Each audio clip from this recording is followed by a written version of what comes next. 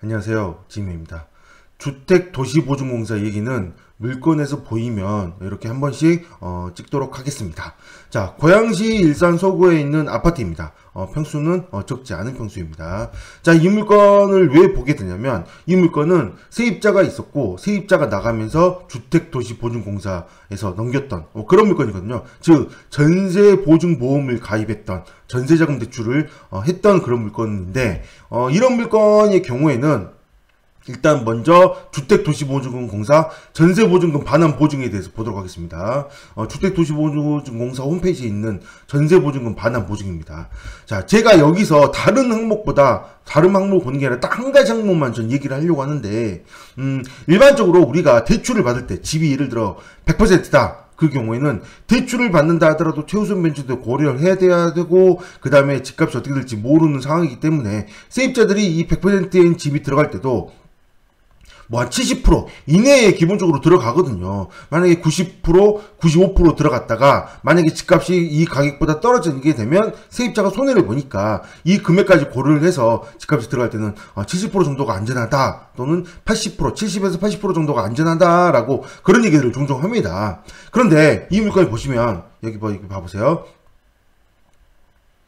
선순위 채권과 전세보증금 합계합이 주택 가격의 100%와 낮거나 같다입니다. 즉 선순위 채권 금액이 예를 들어 뭐 5천만 원이다. 5천만 원인데 전세보증금이 5천만 원이다. 근데 집값이 1억이야. 그러면 이 전세보증 5천만 원을 전세보증보험을 가입을 시켜준다든가 전세자금 대출을 받을 수 있게 해준다라는 거죠. 이게 좀 말이 안 되는 거예요. 만약에 집값이 1억에서 조금만 떨어져도 9조 5백만 원만 떨어져도 세입자는 손해를 봐야 안 봐요? 당연히 안 보죠. 왜? 전세보증에서 이걸 대신 내주니까요.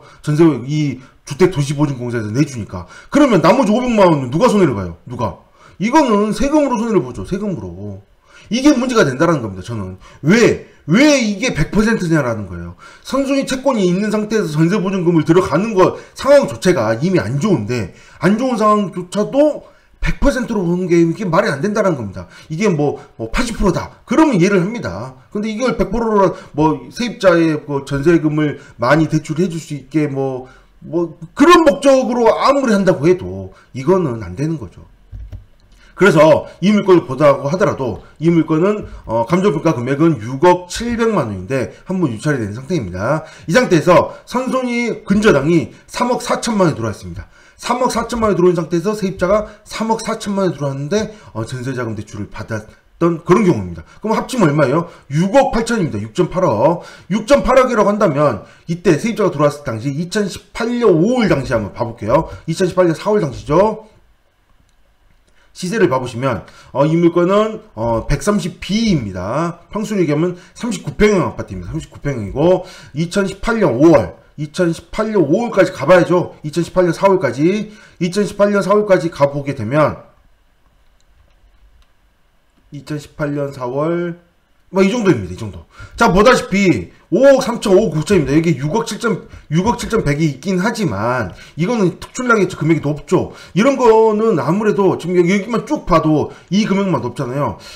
글쎄 제가 정확히는 모르겠지만 그냥 그냥 저는 뇌피셜로 그냥 이거는 업계약세이지 않을까 저도 그런 추측을 해봅니다. 너무 금액 차이가 너무 많이 나요. 다른 아파트들하고. 그래서 좀 그러지 않을까 싶은 생각하기도 하고요. 또 아니면 다른 아파트들이 만약에 분양에 가깝지 않았다. 분양에 가깝다. 그렇다고 한다면 페이백일 수도 있겠지만 이 물건은 2013년도니까 분양까지는 아니다 하더라도 좀 높은 금액이지 않을까 싶은 생각을 하게 됩니다. 좀 너무 이런 특출난 이런 금액들은 너무 높아요. 다른 일반적인 상황들은 다 5억대잖아요. 어쨌든 이 물건이 지금 딱 보더라도 그러면 그래 내가 진짜 정말 크게 잡아서 통 크게 잡아서 6억 7,100이 실제 시세라고 한다고 하더라도 이 물건은 아까 얘기했던 선순위 보증금 3억 4천, 근저당 3억 4천 합치면 6억 8천입니다.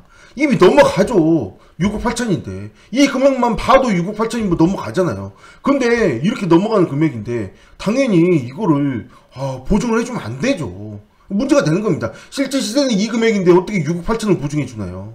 말이 안 되잖아요. 그렇다는 거는, 이게, 한때 이게, 참, 좀 어이없는 얘기긴 하지만, 사실 현재도 그렇습니다. 현재도 사실 이 물건 무피 투자가 가능한 물건입니다. 무피. 왜? 선순위 근저당 이빠이 잡고 죄송합니다. 근저당을 많이 잡고 그리고 후순위로 세입자 넣고 전세보증 넣으면 충분히 가능하잖아요. 6억 8천 6억 8천 만들어낼 수 있습니다. 그렇다는 거는 이건 자, 그렇습니다. 이렇게 해서 손해를 보게 된다면 세입자는 당연히 손해를 보지 않고 넘어가게 되지만 이건 국민 세금으로 메꿔야 되는 참 이런 아파트들이 좀 있다는 게 문제고, 특히 이 아파트 여기 위치 보면 나오잖아요. 이 아파트는 이런 물건들이 수두룩합니다. 한때 이게 수두룩해서 돈을 들이지 않고 엄청나게 집을 많이 샀던 것 같아요. 그리고 나서 집값이 오르지 않아서 좀 많이 흔들렸는지는 모르겠지만, 만약에 집값이 올랐다면 돈 하나도 들이지 않고 예를 들어 집을 10채를 샀다. 근데 한 채당 1억씩 올랐다. 그럼 10억이 오른 거잖아요. 이런 투자를 한때 많이 했던 아파트가 바로 이 아파트이기 때문에 이 아파트에서 현재 소유자는 돈을 갚지 못했고 그리고 이렇게 경매로 나오는 그런 상황이 물건들이 이 아파트에서 종종 보여지고 있습니다. 여기서만 이 아파트 하나로만 아마 국민 세금이 어마어마하게 들어가지 않을까 생각을 해보게 됩니다. 주택도시보증공사 100%는 좀 너무한 거 아니에요? 이거 좀 바꿔야 됩니다. 이거 말이 안 된다고 생각합니다. 이건 세입자를 보호하는 게 아니에요. 세입자를 보호하는 거는 물론 세입자를 보호하는 건 맞긴 하지만 말도 안 된다라는 거죠. 너무 세입자만을 위한 정책을 펼치고 이런 규칙을 만들어 놓은 건 좀 너무하지 않을까. 이거 좀 심합니다. 바꿔야 됩니다. 여기까지 하겠습니다.